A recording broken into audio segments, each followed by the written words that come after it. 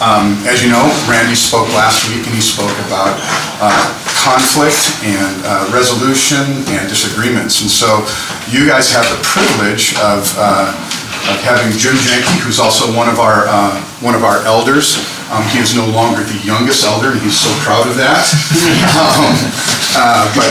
And he's going to talk about communication. And I think kind of setting this stuff up, this is probably one of the most pivotal topics, because all the other ones, if we're not having good communication, it's really hard to work through the things that we've talked about. And as we move on into the big three next week, it would be almost impossible to deal with those out without really good communication. So, without further ado, I present to you Mr. Jim Janke, and I will see you guys next week. Sure. Kind of set the bar high for me there. It's the most important session. Brent was looking for people to help out with the class. As he mentioned, he thought it'd be good to have multiple voices, and communication is something that is important to me, so I thought this would be a good one for me to lead. I've heard it said that communication is to a relationship what blood is to the body, and I thought that was a good comparison, right? If you think about the importance of blood to our bodies, without blood, you're not going to be alive, and a relationship is not going to be alive if you don't have good communication. It's really important. Our theme verse for today is James 1:19. My dear brothers and sisters, take note of this. Everyone should be quick to listen, slow to speak, and slow to become angry. So before we dive into things, I want to share two core principles, and that kind of sets the stage for what we're going to talk about. Hopefully you'll see how those two principles drive how we handle some of the stuff we'll talk about. The first one is marriage is a lifelong commitment, meaning that it's an all-in relationship. So it's a lifelong commitment. This means that you both need to be fully committed to investing in nurturing your relationship, working through the hard stuff, being open about how you're feeling, why you're feeling that way, sharing your victories, your setbacks with each other. Ask any couple who's been married for any length of time. They'll tell you that doing this isn't easy, but hopefully they'll also share with you what an incredible relationship, a marriage relationship is. So there's definitely value in investing in that relationship, but knowing that you should be all in, right? It's a lifelong commitment. Changes your posture when it comes to communication. With friendships, if you run into a rough patch, one choice is you can walk away from that relationship. The other is you can work through that, and working through that relationship is going to be made better. But that's not the option you have when it comes to a marriage relationship. The second is your thinking should be mostly about us and our, and less about me and mine.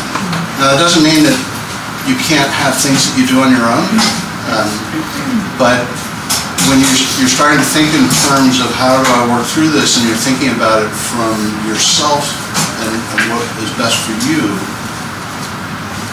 I would encourage you to reframe that and start thinking about what's in the best interest of us as a couple. So I'm hoping to make this somewhat interactive, so bear with me here. So let's talk about what is communication. Communication is both verbal and nonverbal. Verbal communication includes your tone of your voice, intonation, and what's important here is the things that you say, you want to be communicating so that you're being understood. And we'll talk more about that. And likewise, when you're on the receiving end of that, you want to be listening to understand what your spouse is communicating to you. The other side is nonverbal. So what are some examples of nonverbal communication? Body language. Body language, that's right. Yeah. Well, I guess tone in the way you speak or attitude. Yeah. So if you're talking to me and I'm looking at my phone, right, that's that's kind of telling you maybe you're not so important to me, right? What are some other examples? Noises. Sorry? Noises, like sighs. Yeah, right. Uh-huh. What about an eye roll? Or, you're looking somewhere else. Like, use the example of your phone. But you could be watching TV and you're not taking the time to make good eye contact. Leaving dishes in the sink. So, nonverbal communication is important. Studies have shown that we communicate 70% through body language, 20% through tone, and 10% through verbal. That seems pretty high, that verbal is only 10%. It does kind of explain why email isn't that great, because none of that comes through an email. You're just getting the verbal component. But it does talk about how important it is that when you're engaged in conversation, that you're truly engaged in. Now, this doesn't apply to every conversation you have. Some conversations are just casual conversations about what's going on, and that doesn't mean, okay, I need to be great eye contact, I can't, keep an eye on something that I'm doing. But certainly for those discussions that are important and have weight to them, you need to make sure that you're fully engaged in that conversation. The tongue can encourage, but it can also destroy. In a good marriage, godly communication habits, including body language and tone, are essential. Loving and kind speech and the ability to listen carefully and patiently are the marks of a wise husband and wife. There's some good verses that I want to share. Proverbs 20:20. There's more hope for a fool than for someone who speaks without thinking. And we'll talk a little bit about, hey, when you want to communicate, taking time to think through what is it that I want to say, what am I trying to communicate, and thinking about how to best do that. Proverbs 25:1, a soft answer turns away wrath, but harsh words stir up anger. Have you seen examples of that? And I've seen in a heated situation in a group of people, when someone responds with a soft tone of voice, that kind of takes the tension out of it, and the anger level comes down, and we're able to start communicating. But I've also seen the other side of it, where the tone keeps rising and it just escalates. Psalm 19:14, let the words of my mouth and the meditations of my heart be acceptable in your sight, O Lord, my rock and redeemer. We need to, that's the next verse, but we need to stand account for the things that we say, and harsh things that we say to our spouse have a lasting impact. Matthew 12:36 and 37. I tell you, on the day of judgment, people will give an account for every careless word they speak. For by your words you will be justified, and by your words you will be condemned.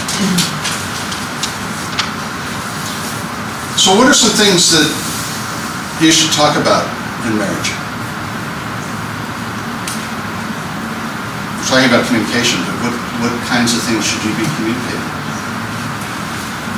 Feelings. Yeah, your feelings, and why you're feeling that way. Can you explain that? Plans. What? Plans, yeah. And that could be today's plans, or, what are my plans at work and my goals there, or plans in life? Yeah, it's really important to be on the same page with that. Yeah, good. Fears and concerns. Fears and concerns, yeah. Expectations that you have for the other person.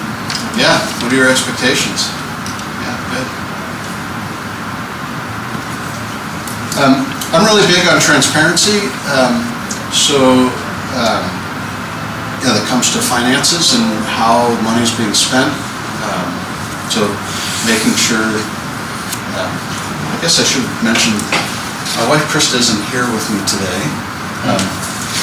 She is up in Portland with our middle daughter. She's getting married in July, and so my wife's kind of helping with the wedding plans.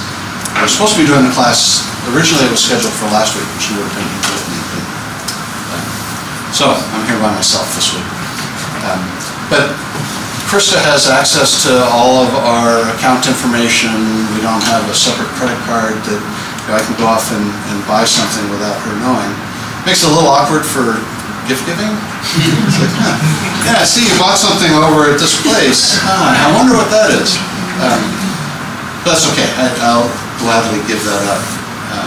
But even social media, having, it's not like I have a hidden social media account that she doesn't have access to that I'm carrying on with somebody that might make her uncomfortable if she were to hear about it.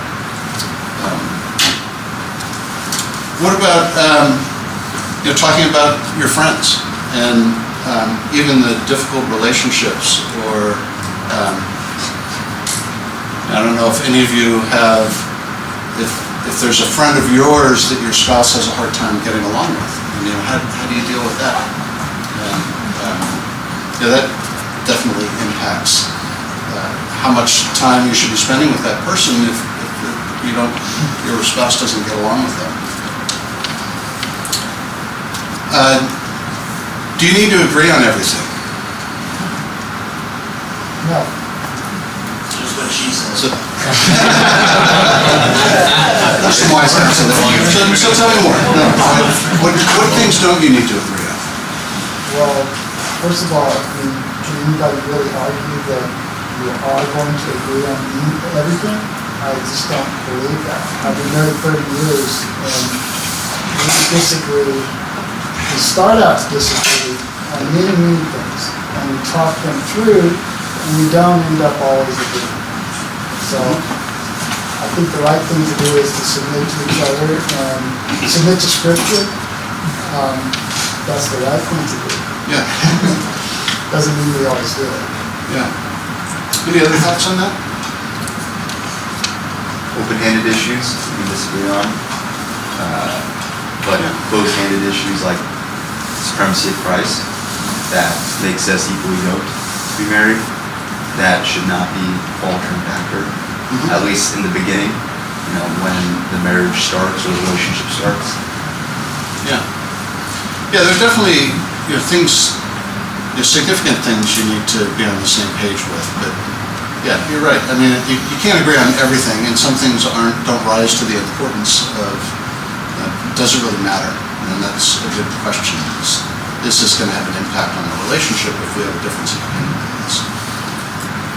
Mark and I run a business together, so communication is all over the place depending on what we're having to work through. And I would say that one of the probably most effective ways is that we don't even have our mind made up about things going into it. Right. We ask one another, what are your thoughts about this? Because what he has to say about something, I really want to hear it. Right. I don't want to be right.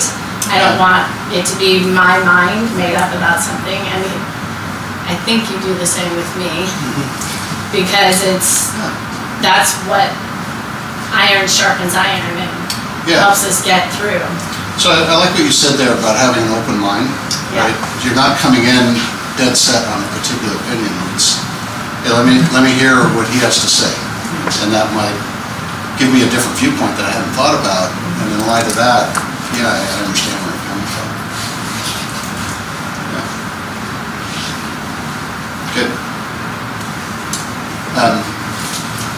Okay, some more verses here from Romans. Romans 12:10. Love one another with brotherly affection. Outdo one another in showing honor. So it's kind of a posture about how you approach communication. Romans 14:19. So then let us pursue what makes for peace and for mutual upbuilding. And Romans 15:5 and 6. May the God of endurance and encouragement grant you to live in such harmony with one another, in accord with Jesus Christ, that together you may with one voice glorify the God and Father of our Lord Jesus Christ. I'm sorry, can you repeat that verse? Was that 19:6? 15:5 and 6. Okay, so I talked earlier about listening to understand and speaking to be understood. And I'm going to start with the listening side because for many of us, that's, speak for myself, that's the hardest is to stop and listen. But Proverbs 2:5, a wise man will hear and increase in learning. A man of understanding will acquire wise counsel. So kind of as you said, I'm listening and I want to hear what's being said and I'll use that to help make a judgment. So I found a list of what I call blocks to listening. And I brought some books that I used in preparing the material. So this is from a book called Messages. It's it's a secular book, but has some really good thoughts when it comes to communication. So as I go through these, if you could jot down ones that you can relate to, and let's talk about that a little bit. The first is comparing. Comparing yourself to the other person, the person who's speaking. I've had it harder. So they're trying to tell you about something and you're saying, well, but I've had it harder, so why are you making such a big deal out of it? Mind reading. The mind reader is trying to figure out what the other person is really thinking or feeling. Sometimes that causes them to anticipate where the conversation is going and jump in to head it off without hearing the person through. Rehearsing. You can't listen when you're busy rehearsing what you're going to say when they stop talking. So you're waiting for that opening, you're thinking through what you're going to say, but you're not really listening. Filtering. You listen to some things and not others. Judging. You've already written the other person off based on some judgment of them. Dreaming. Something the person says triggers a private association and you drift off thinking about that association. Identifying. You take the conversation back to an experience that you had rather than listening to their experience. Advising. You're the great problem solver. I'll take a break here. For guys, I don't know about you, but when growing up, when I would get together with my buddy and we would talk about stuff, a lot of times I was looking for him to kind of help problem solve. It took too long for me to realize that a lot of times when Krista is coming to talk to me about something, that's not what she's looking for. And that just frustrated her. She just wanted to share something that happened and just wanted me to listen. So I've learned, are you looking for some suggestions? And if not, if she just wants to have me hear her out, hold off. As hard as it is, it's a change in mindset. Sparring. You're arguing and debating with the speaker. The other person doesn't feel hurt because you're quick to disagree with what they're saying. Being right. Being right means that you go to any lengths to avoid being wrong. Derailing. You change the subject of the conversation. Placating. You want to be nice, pleasant, and supportive, so you just agree with everything. So which of those could you guys relate to? I know you could relate to some. I could relate to a bunch of these. Dreaming. Which one? Dreaming. Dreaming. Yeah. I get sidetracked and start thinking about other things that Yeah. are sparking Something that's said conversation. causes a thought, and you're focused on that. Definitely advising. Yeah. That's why you're smiling when I was talking about the buddies. Yeah. I mean, we're problem solvers. What else? I'm not so much as a mind reader, more, I just put it together with assuming. I don't know if you said assuming, but assuming I'll assume, this has perfect example because it happened last night, that he came home from work and was super tired and I was trying to, is it okay if I elaborate a little? Yeah, please. Interactive. I might not. But I just assumed that he was tired and annoyed, and I wanted to go over some, what we call hot items, so that I could relax for the rest of the night. So Right. I was kind of about me, not really considering, him, but his tone was, I I don't want to do this right now, but it was more of an assumption. I think I would have been better if I just asked, do you have the energy? Can we talk about this? Can we talk about these hot issues? Yeah, so I get into, the assuming. Yeah. By nature of my job, I'm an attorney, I'm constantly sparring with people and trying to mind read, because that's my job, is to It's part of your job. what my opponent is trying to do, and then find a way to counter that. So there's a lot of like filtering, mind reading, and sparring, and then sometimes at home, it's like I haven't turned that off necessarily, and so when there's something is brought up, my gut reaction is to do all of those things in response. Which is funny because Zaki works at my job as well, so she also sees it day in and day out, and she rises to the challenge. But we both realize that's not like the healthiest way to communicate with other people. And it's also kind of demonstrates we're not having like boundaries between our work and Right. Yeah, it's a different context. Yeah, it's okay. Yeah. Is there anything about a marriage relationship that makes these things easier or more difficult? Yes. Yeah, no one knows me better than my wife. She knows me. Yeah. And I know her. So we definitely can push each other's buttons. We know what we're going to say. We know our points of view pretty much ahead of time. Yeah, because a lot of them, you've been down this road before. Yeah. Yeah. And you can't get away with saying something that contradicts something that I know you better than that. That's not,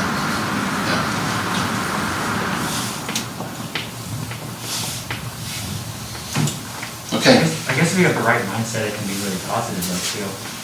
Like if you understand that the person is gonna need certain things at a particular time because you know them so well, like if, hopefully you have the mind of Christ and you know that you want to serve the other person, knowing those things ahead of time can be actually really helpful. Versus a stranger, if they tell me something, I don't necessarily know what's the best way to help them or assist them in the problems that they're having. But I haven't been married for less than a year, so I'm developing that. But hopefully, as time goes on, I can anticipate those. Hear her out, of course, but then I can kind of anticipate those needs and things like that, so that the communication can be used as a very powerful tool to encourage her and really foster the relationship. Right. Yeah, because as you get to know each other, you know how to best suit each other's needs, and you understand more about them, and you're better equipped to respond. Yeah. Good. Yeah, it's not all negative. Obviously, there's a lot of benefits to having a deep relationship with somebody that gives you the ability to work through some challenging things that life throws at you. Yeah, thanks, Philip. Okay, so let's talk about some steps for effective listening. So it starts with active listening. So active listening, you're not just listening. Paraphrase back what you've heard to make sure that you understand correctly what's being said. Ask clarifying questions. Once you've paraphrased and asked clarifying questions, you should share your reactions to what you've heard. So this is kind of your immediate, honest, and hopefully supportive feedback. Don't make assumptions, kind of as you described. And this is particularly if you feel like you've been hurt by what they've said. I think I'd mention this later, but one of the statements that I like to share with couples that Krista and I do premarital counseling, and one of the things that we share is you should always start from a place of assuming that your spouse has your collective best interest in mind.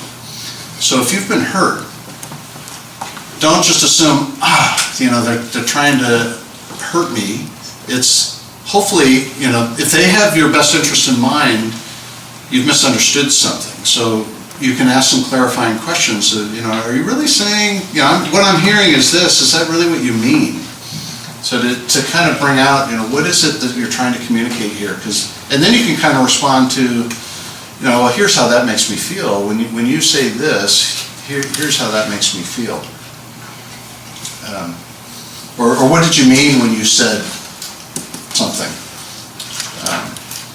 And it's good to ask, right, if your spouse comes to you and they're sharing something that's difficult, what is it that you need from me? What are you looking for? How can I help? What are you going through in this? Okay, so that's active listening. The next is listening with empathy. So try and understand where the other person is coming through and put yourself into their shoes, and that helps you better understand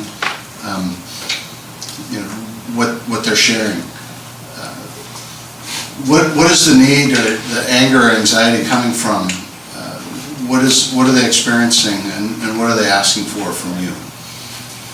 So that's listening with empathy.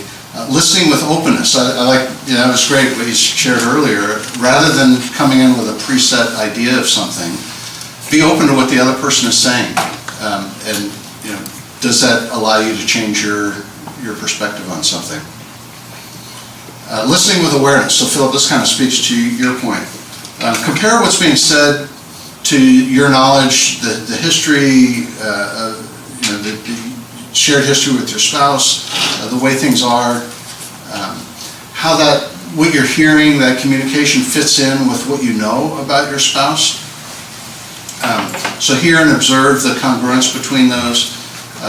Does the person's tone of voice, what they're emphasizing, the facial expression, all these nonverbal things fit with the content of the conversation? And if not, maybe you're not understanding fully what they're trying to communicate, and it's time to ask those clarifying questions. Be aware of your body language. If this is an important conversation, make sure that you're maintaining good eye contact, that you're not allowing your phone or the TV or other things to distract you from being fully engaged. Have you guys found anything that helps you in being an active listener? Eye contact. I do it for work a lot, and I realize that it helps a lot. Just making my attention known is huge, and it's a show of respect. Now, Definitely. showing and having eye contact, but also being attentive while having eye contact, those are two different things. Yeah. So maintaining those two, because I definitely can kind of glaze over and just look into her eyes, but not really listen to what she's saying. Right. At times. And she probably knows when you're glazing over. She does. Yes. More than I like to admit. Yeah. Anything else? I think for me, sometimes he knows that I'm listening if I'm not being easily distracted by the kids. Like not even responding to them, or like, please wait a minute, if I respond to the kids, it makes it seem to him that I'm not listening to what he's saying because I'm distracted. Yeah, you're being distracted by the kids. Yeah. Yeah, good.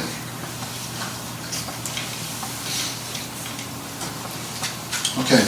All right, well, let's talk about the other side of it. So that's listening to be understood, or listening to understand. Speaking to be understood. There's an acronym that I think is helpful. Right, so this is now, you're coming to your spouse, you've got something that you want to talk about. So the acronym is THINK. So T is it true? H is it helpful? I is it inspiring? N is it necessary? And K is it kind? I'm sorry, can you just say this one more time? Yeah, I'm seeing people write. Right, fast enough. So T is true. Mhm. H is helpful. Mhm. I is inspiring. N is necessary. And K is kind.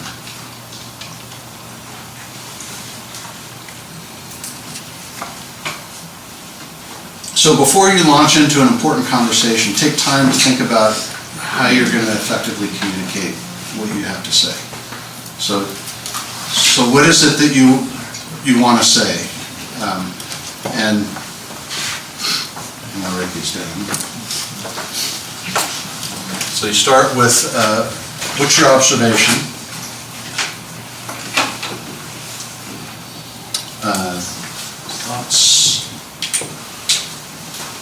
Thoughts?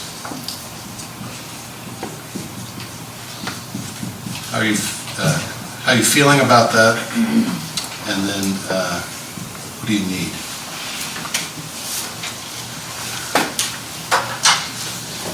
So that kind of helps frame what it is that you're talking about. So an observation is just, it's a fact. You're observing something. Here's what I'm seeing. And then now you can talk about, what is your thought about that, and then how do you feel about that, and then what do you need, what should be the change. And then think about how you want to communicate it. Is this something that's exciting? Are you sad? Do you have a strong conviction about it? Is there disappointment, empathy? And then think about when's the appropriate time. I had a guy at work that said, I don't know what it is about my wife. It's always 11:30 at night. It's been a long day, I'm totally exhausted, we've just put the kids to bed, and all I'm thinking about is going to bed, and now she wants to bring up something. And it's this long, detailed conversation. And he's exhausted and not in the right mental frame of mind to really engage in a discussion. So keep that in mind. And if you can hold off until the next day where you're in a better place mentally, sometimes that's the right answer. Okay, so I'd like to try this out. So I'll start with the first example. Not personal, I'll clarify. So wife is frustrated that the bathroom hasn't been cleaned in a couple of weeks, even though the husband promised to clean it weekly. So the observation here is the bathroom hasn't been cleaned, right? I can't argue that the bathroom hasn't been cleaned. We can go and look at it, it hasn't been cleaned. And the thought is that we agreed that I would clean it on a weekly basis, or whatever the interval was. So what is Krista feeling about that? She's disappointed that it hasn't been cleaned and embarrassed if we have someone come over and the bathroom's not clean. So what's the need? The need is we need to figure out a way to have a clean bathroom. Now it's not, you notice in there's not a lot of you, so she's not coming with an accusatory tone.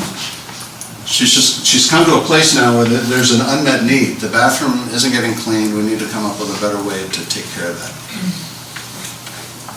Does that make sense? All right, so let's try one together. This is from the Messages book. So the husband says, a person runs out of time. Something just changes in them. So that's what he said. Here's where he's coming from. A man trying to explain why he quit his job. He's been passed over for promotion. He was depressed and fearful of getting older without finding satisfying work. And he's trying to get his wife to understand why he quit his job. So what's the observation there?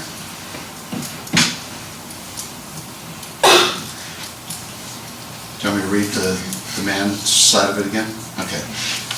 So the man is trying to explain why he quit his job. He's been passed over for promotion. He was depressed and fearful about getting older without finding satisfying work. And he's trying to get his wife to understand.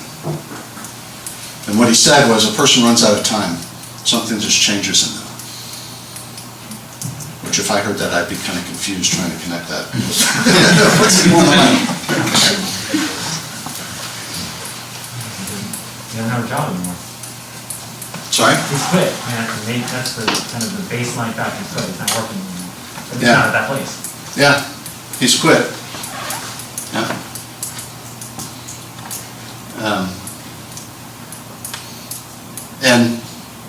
And what about the thoughts of that? So now he's His or hers? his, right? Because he's trying to communicate to his wife why he's taking this. I mean, that's pretty dramatic action, right? Right. And hopefully mean, this is not the recommended course. Don't quit your job and then go say, hey, by the way, I quit my job today and I'm going to explain why. But something obviously popped and he quit.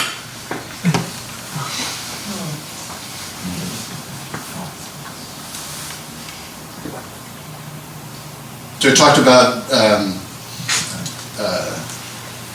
not feeling, he's been passed over for promotion, right? So he's disappointed by that. What else did he? Feeling depressed. Sorry? I said he was feeling depressed. Yeah, depressed and fearful. Hey, I mean, the description here is, I feel like I'm in a dead-end job. I don't like doing what I'm doing. Yeah, and the feelings, we kind of talked a little bit about the feelings, right? He's depressed and fearful. So what does he need? Not that he's quit his job. Not that he needs another job, but what does he need from his spouse? He does need another job along the way. Understanding. Sorry? Understanding? Yeah. Yeah. And he's looking for his wife to be supportive. You know, this is a pretty tough decision that he's come to. But isn't there a lot more information there in talking about the observations, what his thoughts and feelings are, rather than just saying, yeah, a person just runs out of time, something just changes in them. I'd be confused.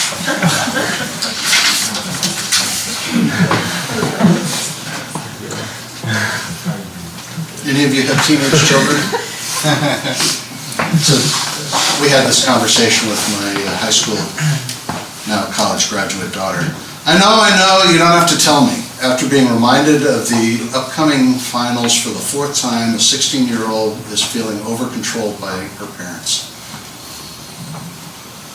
So now put yourself in the 16-year-old situation where they're being told by their parents, hey, you need to study, you've got these finals coming up.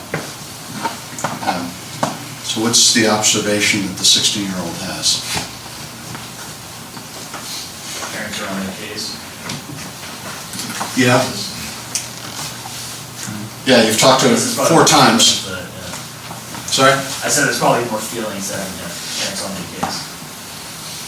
Yeah. Mistrust. The teen doesn't feel that the parents trust him or her. Yeah, and I would put that into the thought. So the observation is, hey, you've come to me 4 times, nagging me to study. I don't feel like you're trusting me to study for the finals. And then what about feelings? I mean, they feel the parents are overbearing. Yeah. And annoyed about that, right? Yeah. So what does this 16-year-old's need? Study. Take your parent off. 16-year-old outside. Some space. Yeah, asking for some space. Yeah. Yeah, it was so funny reading this because we had this conversation with our daughter, and she was saying, I've got my own way of doing this. And we let her do it on her own with the understanding that we need to see your grades come along with that. Otherwise, your way's not working. So show us that your way is working. But it was hard to let go of that because all we saw is that she's, it's 9 o'clock and she's got a paper due tomorrow and she hasn't started on it. Yeah, that was hard. But it worked out, actually. She actually did much better, and I think it was the key thing there was her confidence in having our trust that she could do it, and that made a big difference. And it was a lot less stressful for us because we didn't have to monitor so much to make sure that she's doing her papers on time. Kids also need to fail in order to figure out how to succeed. Yeah, that's really hard as a parent to let your child fail. And we get hung up on, the stakes are so high, you're not going to get into college because you got a failing grade in this class. But right. They're gonna learn the lesson a lot better if you've extended them enough line to do it on their own. So you can't control when they're gone. Right, eventually they're gonna be gone, and they need to figure it out on their own, so how can you prepare them for that? Okay, one more. I see that you're getting uptight again. Sounds like a lot of people have heard this one. This is said in an annoyed voice, covering a certain amount of anxiety and hurt. The speaker's wife has been silent for 30 minutes following his late arrival home. The observation, he's in the doghouse now. And he knows that. So what is his observation? She's upset. Yeah. And how's she responding? Cold shoulder. Yeah, he's getting a silent treatment. So I've noticed you've been quiet since I got home. What are the husband's thoughts? Other than I'm in the doghouse. Because he knows that.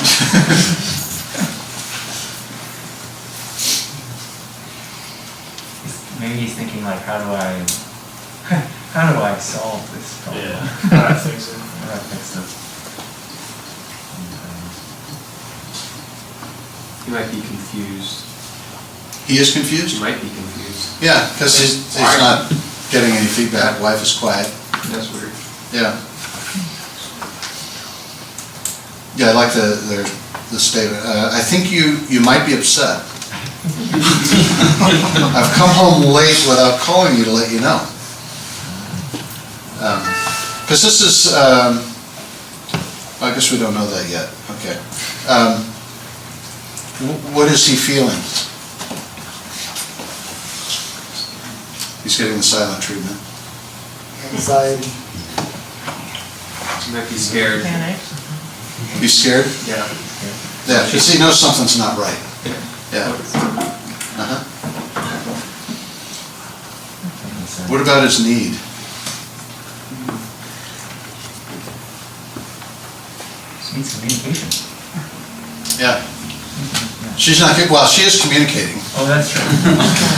This is a classic, this is 100% nonverbal communication. I'm not saying anything to you. You need some more affirmation or positive communication. Yeah. Yeah, so how's this sound? You haven't said anything since I got home, and I assume you're angry. When you withdraw like that, I get angry too. I'd rather talk about it instead of just getting mad.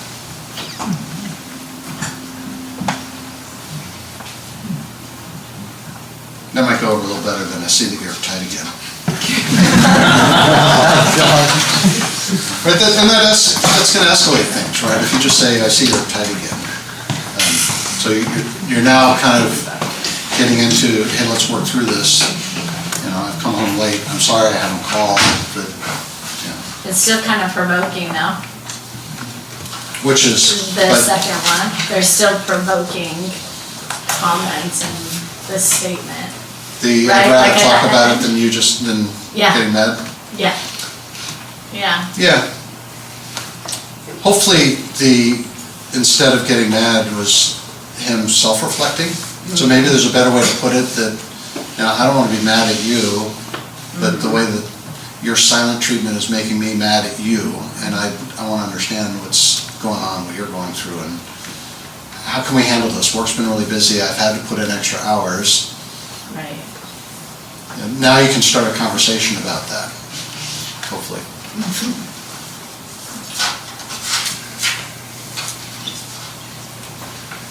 Okay, so I guess you guys talked a little bit about conflict, but I thought so I'm running off a bit ahead. I want to talk a little bit about dealing with conflict, because conflict obviously is, the stakes are higher, right, as opposed to, you know, what color should we paint the room? In talking with Brent, he gave this image of, you've got a boulder at the top of a cliff. And to the extent that you're acting with humility and asking clarifying questions, you're moving the boulder away from the edge of the cliff.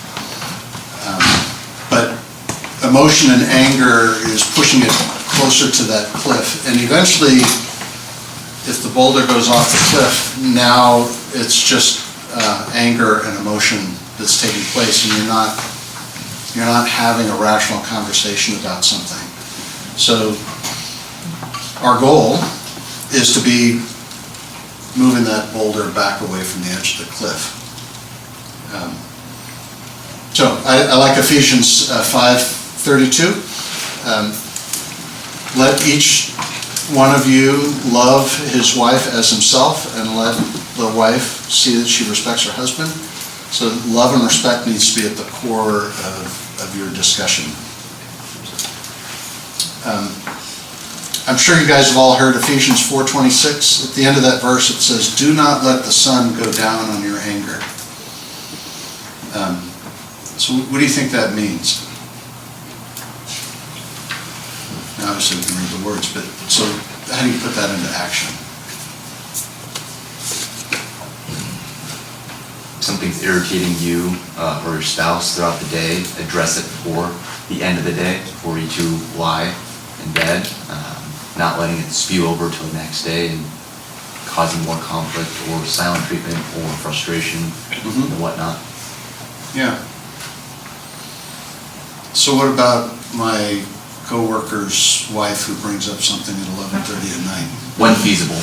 When address it when both parties would be able to adequately respond to the situation. Yeah. You might just get the stale eyes.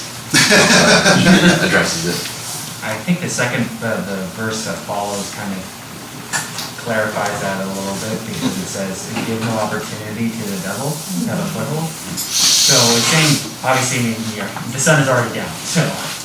That's true. 11 o'clock sun's down. It's not really, I mean, it's God talking about a 12-hour day. Does that mean then, unfortunately, in winter, you're really, you have to do more quickly because it's not. Yeah. Wait until tomorrow, sun's gonna come up. See where you stand theologically. So I mean, but I think it's when the opportunity. So if you're not discussing a particular topic and it's allowing the devil to enter in and have a foothold in your relationship and cause, division in it, then you've waited too long to discuss what it is. Because I mean, so for Giselle and I, when we had the Barretts for our marriage counselors, and they were talking to us, and I'm a person that wants to resolve something immediately once there's a breakdown in what I think, in the relationship. Right. And Giselle is the type of person that wants to take time to think about it and kind of process it before she responds. And so now, waiting too long is not good for the both of us, but then not allowing Giselle time to kind of digest everything and process is also not good.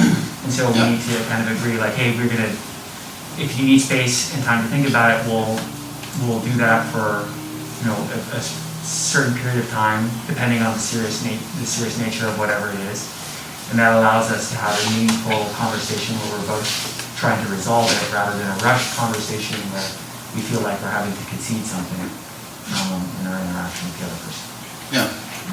Yeah, well put. Yeah, I like the phrase, bad news doesn't age well. Right, so the longer you wait to talk about it, it festers and grows, mostly on your side, right? Because you're the only one that knows that you're unhappy about something because you haven't shared it yet. So, yeah, just not waiting. It's okay to wait until the next day, or hey, I want to talk about this.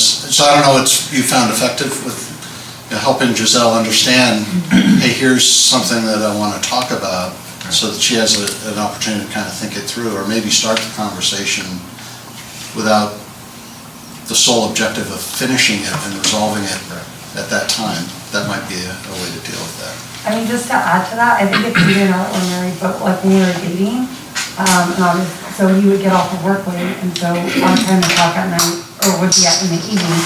So there was a particular day where we got into disagreement, and it was 10 o'clock at night.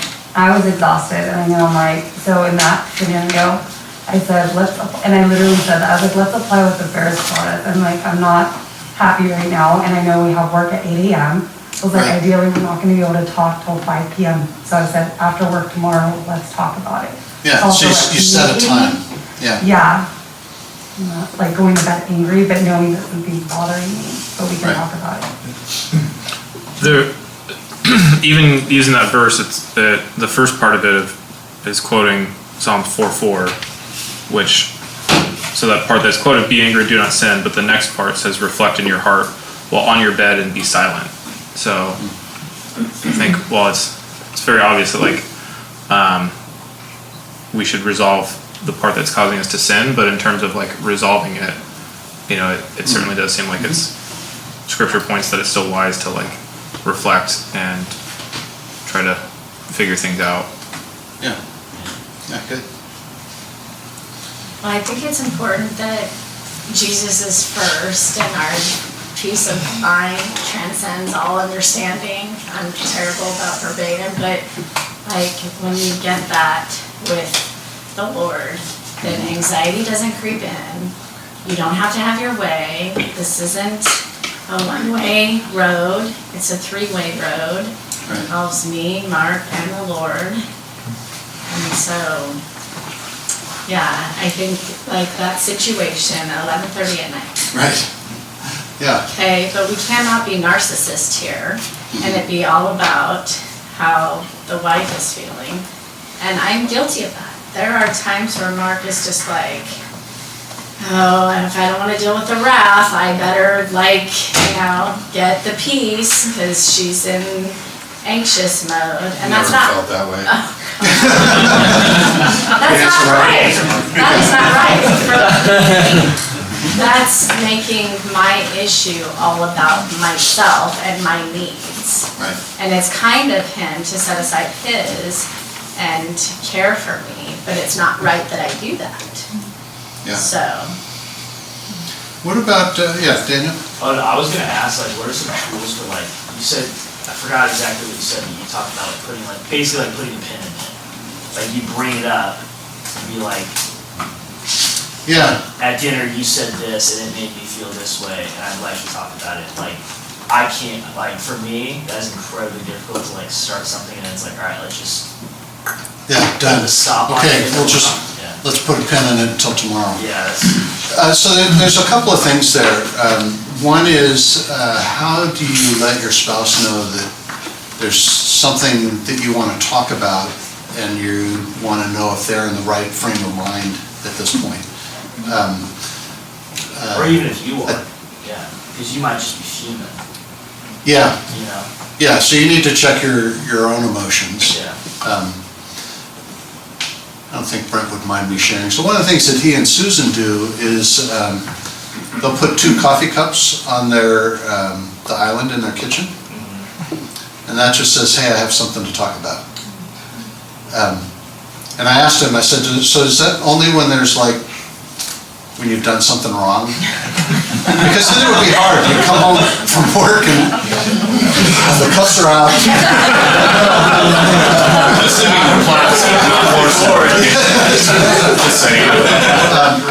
So not necessarily.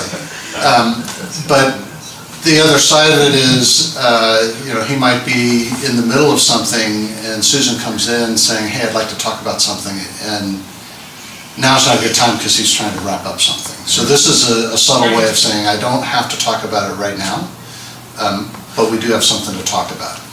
So that's kind of a partial answer. I do think, before you have the conversation, going through this exercise is really good of, what is it that you're trying to say and how can I effectively communicate it in a as non-judgmental as I can be. Rather than saying, hey, you haven't cleaned the bathroom in the last 3 weeks, it's dirty, we've got friends coming over in 30 minutes, and I'm embarrassed that we're in this situation. Now I've got to, jump in and do it. That's not going to go over as well as, hey, the bathroom's not clean. You said you were going to clean it. No, we agreed that it would be cleaned every other week. as opposed to, you said you would clean it and you haven't, right? We agreed that you would clean it. And I'm embarrassed because we've got friends coming over tonight and the bathroom's dirty. So let's talk about how we can clean the bathroom. Does that kind of help? No, for sure. Thank you. What about examples that you had growing up? Because you each come from different households, and you had different examples of how conflict was dealt with in your house. I can say for myself, my parents talked a lot when they would talk through things, and Krista's parents didn't. So now you've got this couple that comes together. One talks through things and the other one doesn't. So when I go to talk to Krista about something, it freaked her out. She was like, what are you doing? I need time to think this out. And you're trying to talk to me about it. And it was scary for her. And so it took a while for us to get to a point where she understood that I wasn't attacking, I just wanted to talk through an issue. And I had to learn about controlling my tone and thinking through, how am I going to communicate it? And she had to learn that it was okay, that it was safe for us to engage in this conversation. So have you guys found a difference of conflict resolution, I guess, equipping from your growing up? So what kind of examples have you guys had? I mean, like my family, you progressively get louder. And you may not even be angry, but you progressively get louder to me. Right, yeah.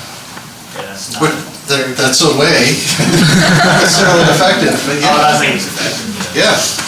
Well, and hopefully, now that you're not in the house, you can kind of look back and see, well, because there's a lot you can learn now that you're not steeped in it.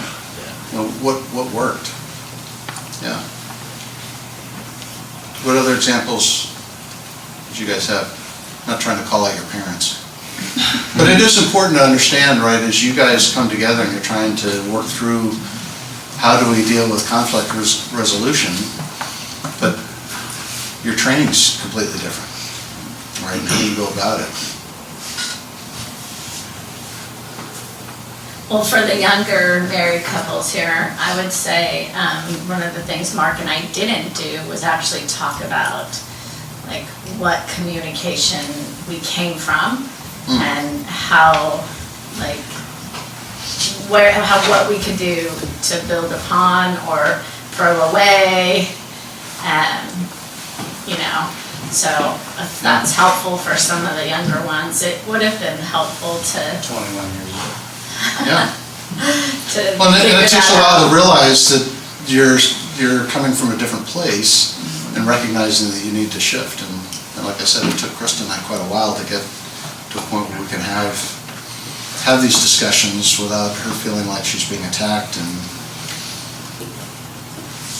no, you just kind of get through it instead of actually talking about, Right. This is what I came from. This is how we communicated. You just stumble all over the place. Yeah. Yeah. My parents were married in probably 1945 or 50, and I think that the predominant way marriages were handled back then was the man was more dominant, the woman was the homemaker, and so I didn't learn real good skills from my parents. My mom did want to speak and open up and all that. My dad refused to fight. That was the way he did it. He refused, and it created a lot of resentment in my mom. So did they avoid the discussion, or he would just he was the placater? No, he would avoid the discussion. Yeah. Yeah, so that's hard, right? And eventually she would let it go. Mm-hmm. She would submit. Yeah. Yeah, and it's not resolved, so it's going to be back. She was probably relieved when he died. Yeah. You know, it's like what Randy said last week, you know, him and his wife, they went behind doors to do their negotiating, they call it. And, you know, their daughters, you know, hey, you didn't, you know, teach us how to resolve conflict. Right. You know, and then it's like, and then you see the opposite side of it, you know, when parents are, you know, yelling and screaming at each other in front of the kids, that's damaging too. So, you know, it's like resolving that is, you know, unless you have Christ in your life, it's hard to, you know, Right. You know, and that's probably one of the reasons why, you know, we're all here is how to, you know, do that communication and resolve that conflict in a way that it's not going to be damaging to not only yourself or Christ, but your children. Yeah, totally. And, you know, as believers, one of the purposes of marriage is to show Christ's love in how that's manifested in our relationship. And it's seen by our kids, but it's also seen by those around us. It was encouraging that it was actually the same guy that was telling me about his wife would always bring up stuff at 11 o'clock at night, but he said, you know, I don't hear you complaining about Krista. Because, you know, at work, a lot of times guys are complaining about their spouse, and, you know, it's sad in my mind, but to see that, you know, our relationship is different from the one that he has. So our ability to communicate and dealing with conflict and having our relationship built up through conflict and challenge rather than being torn down is significant. And that's why I say, you know, I started with, you know, this principle of marriage is an all-in relationship. It's a lifelong commitment. You know, I remember going to, I think it was at hopefully it wasn't at her wedding. I think it was at my brother's wedding. She and her fiance were there. And they were engaged now, so my aunt and her fiance. So I was there with him, and he was talking with somebody. He said, yeah, you know, I'm excited about getting married, and I'll be in it as long as it works for me. And that was so sad, right? That, you know, as long as I feel gratified in this relationship, I'm there. But that's the difference, right? The world says if the relationship's not working for you, you can always punch out. But that's not what the Lord wants. The Lord wants us to work through these things. And, you know, I like the way you put it. There's three of you in this relationship. He's there to help you work through these conflicts. And as long as you pray about it and bring him into your relationship and these conflicts, you'll get through it. And your relationship gets better, not worse, as a result of working through these things.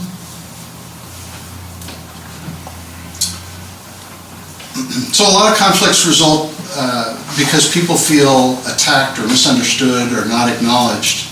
And in many cases, our first instinct is to tell the other person how he or she should be acting, feeling, or thinking, and to invalidate the other person's position so that we can feel like we're in the right. But it's really important to understand, to validate our spouse's feelings, right? We can't, feelings are not right or wrong, but we need to understand why they're feeling that way.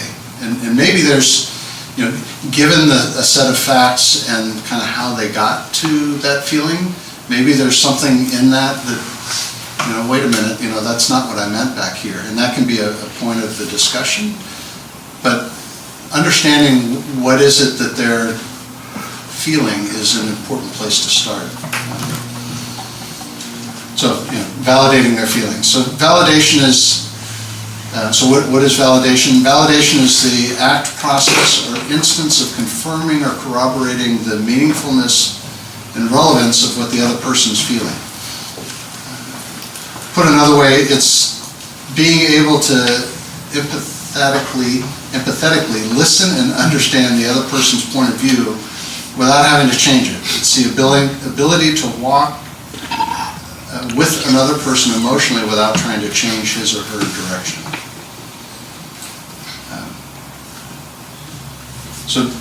And that's what I said earlier. Given the facts, you may disagree with their conclusions, and that's something that you probably want to go back to and talk about it. But by starting with that validation, it kind of diffuses the escalation of emotions, the attack and counterattack before it starts. So hopefully you're kind of deflating the anxiety and anger in the discussion at that point. Depending on your relationship, sometimes you need to establish boundaries in your conversations. And what I mean by that is limit the discussion to a particular issue. Because sometimes, I don't know if you guys have ever found this, probably, you'll be talking about something and you're feeling like you're starting to get to resolution, and then we're off onto a completely different, yeah, but what about this? And now you haven't been able to resolve this other thing, and now you're talking about something completely different. I mean, it might be loosely related, and then you start working through that, and then you jump to something else. And now what's happened is you've opened up a bunch of issues that are partially resolved. And then time bound the issues that are being discussed, so avoiding dredging up the past. Although, I'd ask the question, is it ever appropriate to bring up past issues? If they're not settled. If they're not settled, yeah, so you haven't resolved it. They can also be guides to the present issue. How did you, they can be precedent, how did you resolve this earlier? Right. So it might be able to help you with this. Yeah, that's a good example. I think when I'm thinking about communication, oftentimes people bring up past issues as a way to throw a dagger, and not in this very clean, very empathetic way. It's more of like, oh, but you didn't take the trash out 2 months ago, dagger. Right. So yeah, I think, bring up past issues, but like with care, like don't be careless about it. Right. So that's the downside of it. But there, hopefully what's happened is you've been able to work through it, and you've asked for forgiveness for what you've done in the past. But if you keep doing it anyway, so it's establishing a pattern, and that would be the only time I could see it being beneficial. Is there a pattern with this particular thing? Yeah, we talked about you didn't take out the trash, and I know we talked about it, and you asked for forgiveness, but hey, the last 3 weeks you haven't taken it out either. So we're back to it. So, so I used the example of cleaning the bathroom. Can we talk about, find a way so that the trash gets taken out, because the trash guy comes by Friday morning and it's not out there, and that causes a problem.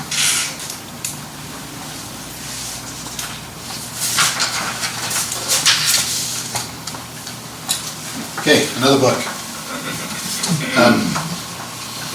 The quick scripture reference for counseling couples. This one's really good. It's organized topically, and so they'll talk about a particular topic, and then they'll bring in some scripture that helps with that. So I would encourage you to take a look at that if you think it'd be helpful.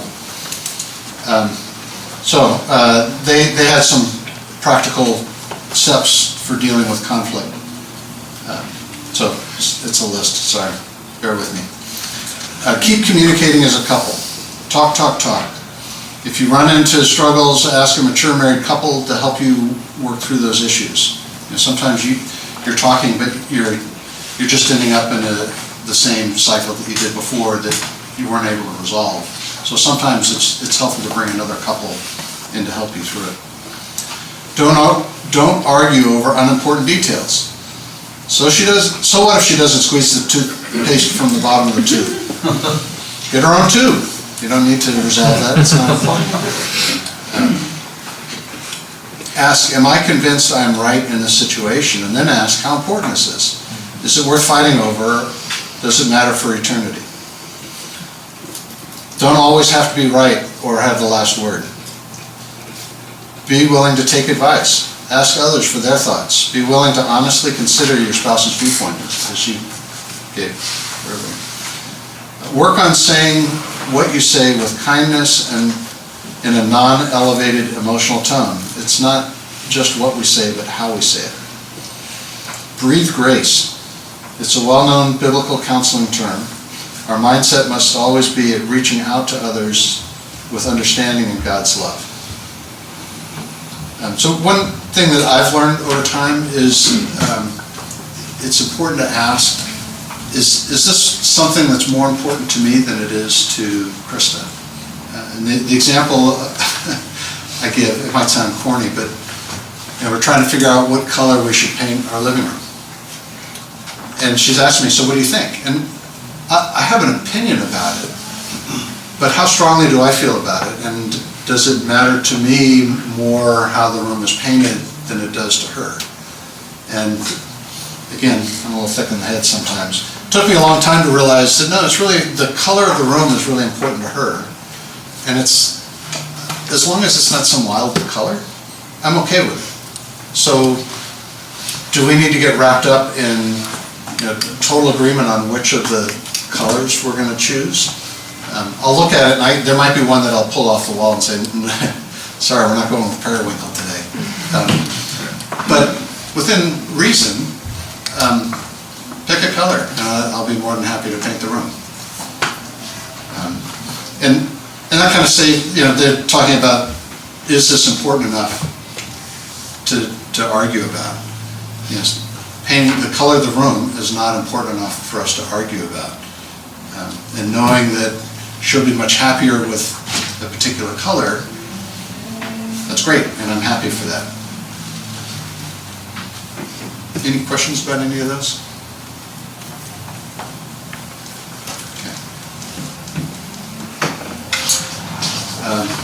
Okay, just a couple more thoughts here. So if you've been hurt, so Daniel, this kind of speaks to your point, start from a place, my comment earlier, start from a place where you believe that your spouse has your collective best interest in mind. I don't know if I can say this with total assurance, but your spouse is not getting up in the morning thinking, how am I going to make Daniel's life tough? Right? So if you've been hurt, hopefully it's a misunderstanding, and that's what you need to focus on. And it's good to kind of reflect back on that, because sometimes you can feel like, boy, I don't know how they could possibly feel that way about me. So start with that in mind. Does the hurt still make sense? And then now you can kind of focus in on asking those clarifying questions. What caused the hurt? What was it that was said or done that made you feel hurt? And what did you mean when you said that? Or what were you trying to do when you did this thing? Because here's how that made me feel when you did that. And share your heart. You hurt me when you went off with your friends without even telling me that you were going to be gone Tuesday night. I was left home alone. What about the other side of it? So now you're being told that you hurt your spouse. Now you need to go back to the active listening skills that we talked about earlier. Active listening with empathy, listening with openness to understand, how is it that your actions could have made them feel that way. Awareness, listening with awareness, understanding who your spouse is and your background together. Be aware of your body language. I like your, I'm got eye contact, I'm paying attention, I'm engaged. Acknowledge your spouse's feelings and your contributions to those feelings. And if appropriate, explain your motivation for your actions. And I say if appropriate, don't get defensive. You need to explain why you did what you did. And then apologize. It's important to apologize to your spouse. It can be really hard, but that goes a long ways. It's important to be solution-focused rather than problem-focused. One more book. So this is the book that we use for our premarital counseling, and they have a really good chapter on communication. It's called Preparing for Marriage, Dennis Rainey. It's from Focus to the Family. They talk about 4 conflict resolution styles. Hopefully you can figure out which is the one that they think makes the most sense. Fight to win, right? You'll see that in the workplace all the time. Withdraw. So this is what I was talking about early on in our relationship. Krista would withdraw when we had conflict. Yield, so that's the placater. And lovingly resolve. So it's kind of, they're kind of leaning towards the lovingly resolve. But think about, what does that mean? How do you lovingly resolve conflict? And that has to do with how you're approaching it, obviously. So being solution-focused is coming with a helpful attitude, communicating these things. What is your observations, your thinking, your feelings, and what is it that you want from it, as opposed to the problem focus. That kind of example that you had given earlier of bringing up items from the past that kind of show that you're right by feeling hurt by all the things that have been done. Silence. The wife wasn't saying anything when the husband came home late. Insults or name calling, dredging up the past, passive-aggressive behavior, or avoiding the issue altogether. As I said earlier, bad news doesn't age well.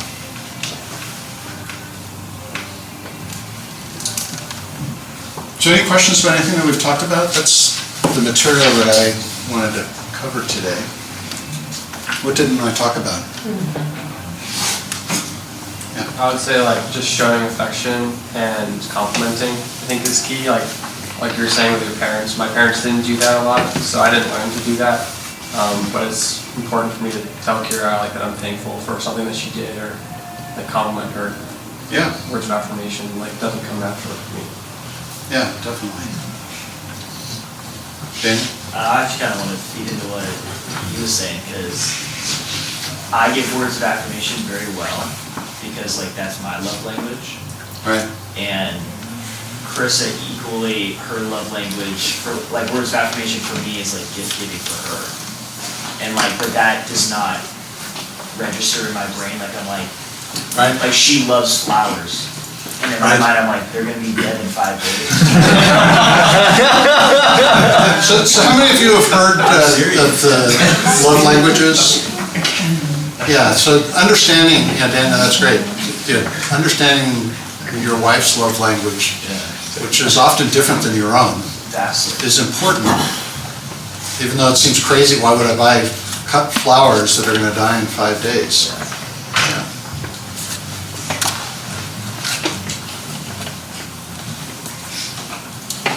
Any other thoughts? I just had a thought. So I think for Kristen and I think this realization that without the Spirit in us to allow us to be more selfless, that's obviously a continuing path through sanctification, but without that, and that the supernatural gift that is, a lot of this that we're talking about is quite hard. It is. And in many cases impossible. You just can't get there. That's right. Yeah, there's 3 of you in this relationship. That's a great point. Yeah, I wanted to touch on and put emphasis that's something Victoria and I have learned, that we require prayer before discussing any serious topic, whether it's misunderstanding or finance or whatever. We need to ask Christ for his discernment and wisdom before we enter in a conversation with 2 imperfect beings and having Jesus Christ as that foundation. Yeah. We did not employ that before, and we realized the power that it holds. And it definitely changes everything. It does. It really is. It's a game changer. And even just to pray, Lord, give me the right words to communicate what's going on and sort through my own emotions, because there's a lot of emotions raging, and how do I distill that down to say, hey, this is kind of the core issue. What is that core issue? And being okay with how each other communicates, because he's great with words and I'm horrible at communicating vocally, and so sometimes it's just writing down my feelings and then discussing based on that, because his strengths are not always my strengths. So. How to be soft and gentle with my words that can be very firm and direct. right? I come off as a jerk. Yeah. But that's just how I work. It's what I do for work, and that's how I was raised. And I'm learning how to show the gentleness of Christ, Right. but also get a point across. I mean, Yeah. it's a work in progress, indeed. Yeah, and it will continue to be. But you'll get better. Yeah, Daniel, you had another thought? Yeah, I'm just piggybacking right now. But, like, prayer is like an idol killer. And I think, like, our spouse, why they can offend us so easily is because it's easy for them to become our God in certain ways. That's why they can cause a lot of fear in us, a lot of anxiety, because, I mean, they're the second closest relationship we'll ever have in our existence, you know? And I think, like, making, like, prayer regular, like, it healthily diminishes them in our lives. It's just like, no, like, Christ is our satisfaction and our confidence. So, like, when we draw near to Him, like, we'll draw near to each other, but, like, we'll also, like, I'll break the chain of, like, being dependent on you. That, like, we're dependent on Him, but we're seeking Him together for each other's benefit. Well, great. Thanks for your participation today. I didn't bring homework for you guys. I didn't realize that. Was it Randy who gave you guys homework last week? Randy. Just that hand. He's a tough task. Tim. So Brent didn't give a whole lot of guidelines on how I was supposed to do the class. I was on the fence about having a handout. I don't know. It seemed like there was a lot of things that might have been helpful that way. Come up with one later, you can always give it to us. Sorry? If you come up with one later, you can always give it to us. I can bring it, well, I think I'm going to be back, so next week is the big three, and then week 6 is kind of a wrap-up, and I think what Brent wants to do is to bring us all together as kind of a, hey, anything else that you guys, you know, more thoughts that you guys had on any of the topics, so. Yeah, maybe what I'll do is, because there was a number of lists in there, that I can capture those, make those available for you guys. All right, well, thanks. Thank you. Thank you.